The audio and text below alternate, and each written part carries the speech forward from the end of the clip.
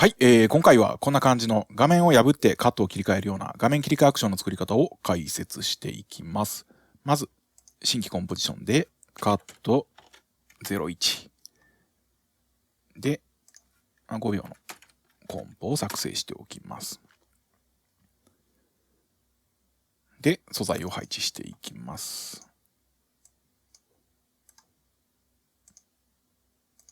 スケールのアニメーションなんかで簡単に動かしておきます。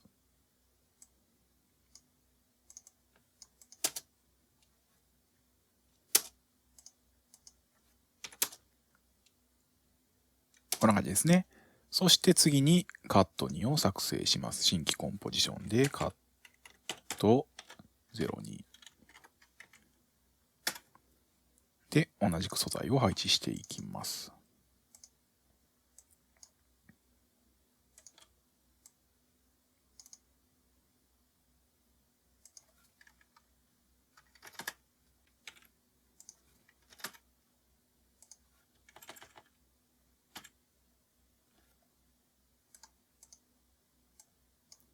新規平面で白の背景を置き、もう一つグレーの背景を置いて、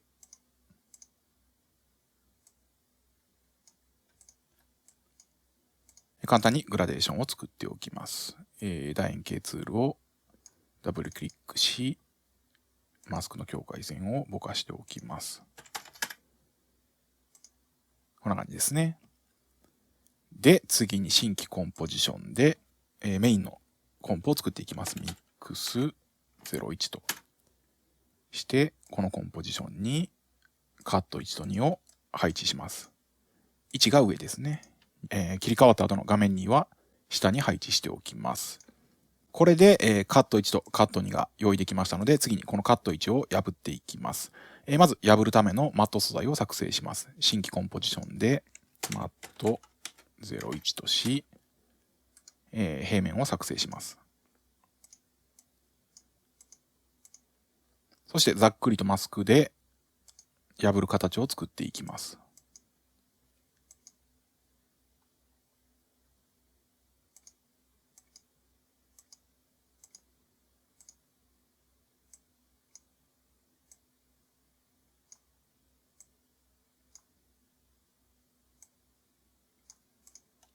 こんな感じですかね。で、次にこの破れた境界線をギザギザにしていきます。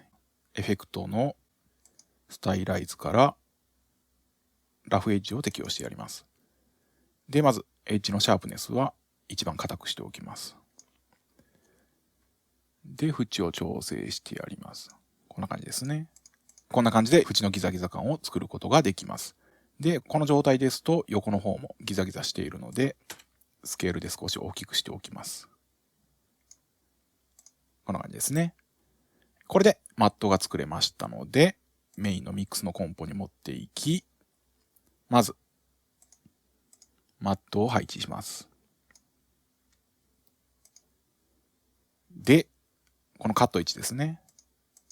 元の方の画面を、このマットで、くり抜いた状態を作ります。マットを上に配置し、わかりやすいように色々変えておきますね。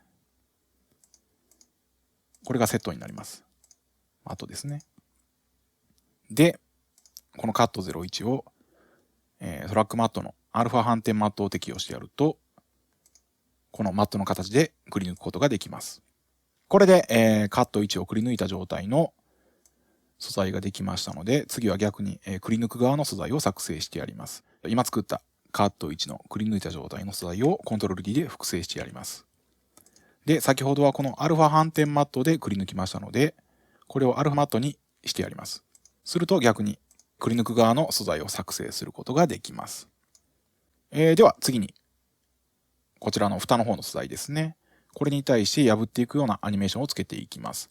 まずアニメーションをつける前に、この2つで1つの素材になっているのを1つの素材として扱いたいので、プリコンポーズして1つのコンポジションに入れてやります。レイヤー、プリコンポーズを選択してやります。で、フーターと名前をつけて、新規コンポジションに入れてやります。こんな感じですね。これで蓋の新規コンポジションに今の2つのコンポジションが入れられました。で、こちらではこんな感じになっています。これでこの蓋の素材を一つのレイヤーとして扱うことができますので、次にエフェクト、ディストーション、CC ページターンですね。これでアニメーションをつけていきます。まずコントロールを、左下に移動します。ボトムレフトコーナーですね。そして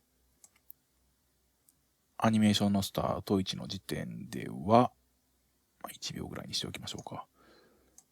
閉じた状態でキーフレームを打っておきます。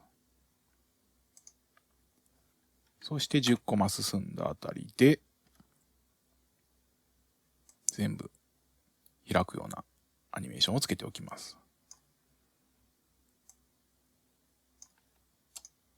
こんな感じですね。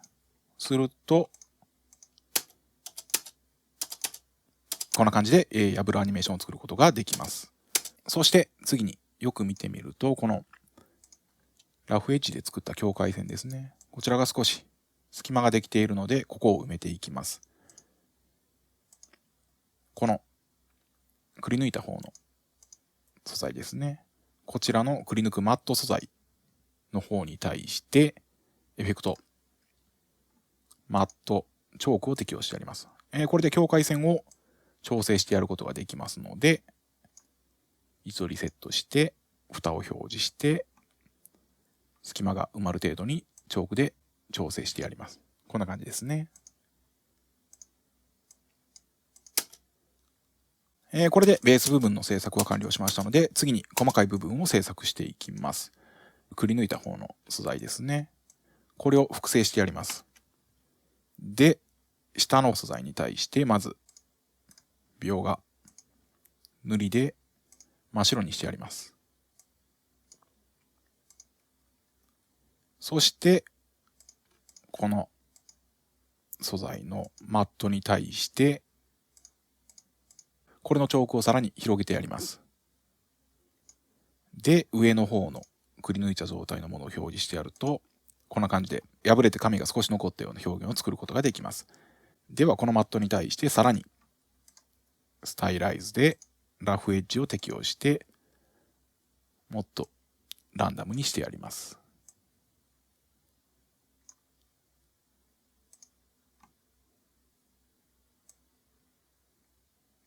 で、マットも調節しながら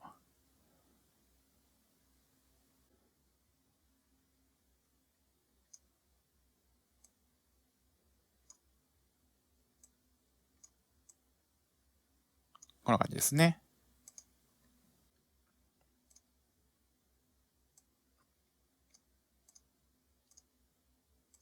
次に蓋の方を作り込んでいきます。まずこの蓋のめくった裏側ですね。ここにはこの写真素材が表示されている必要はないので、エフェクトのバックページの部分をなしに設定してやります。そして色を白にしてやります。で、オパシティ100にしてやります。すると白い状態になります。で、ライトなんかも調節していきます。あとここでめくれ具合ですね。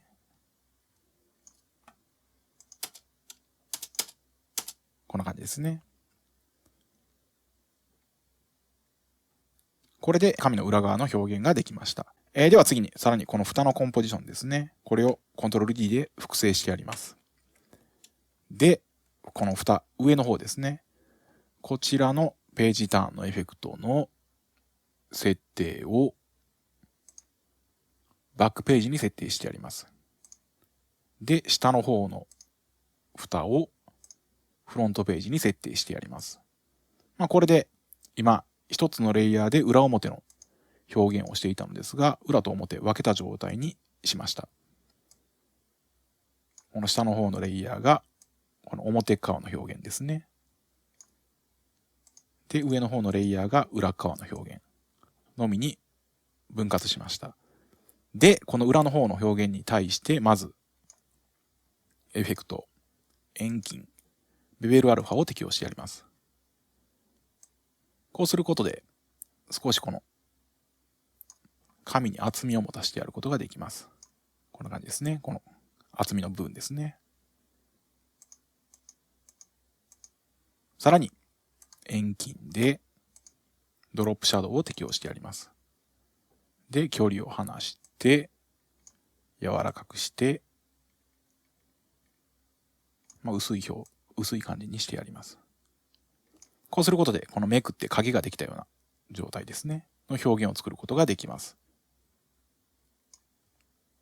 これで表面の方も表示してやると、こんな感じですね。エフェクトがなかったときは、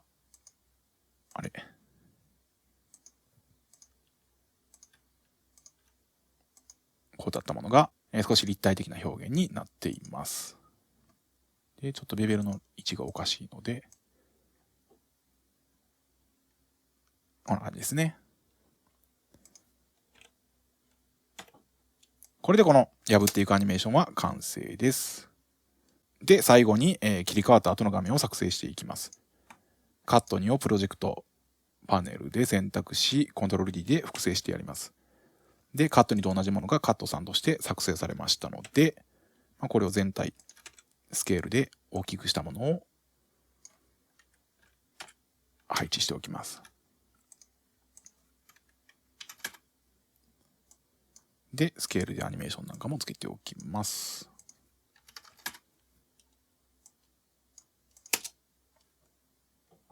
こんな感じですね。これをページめくりのアニメーションが終わった5コマ後に配置してやります。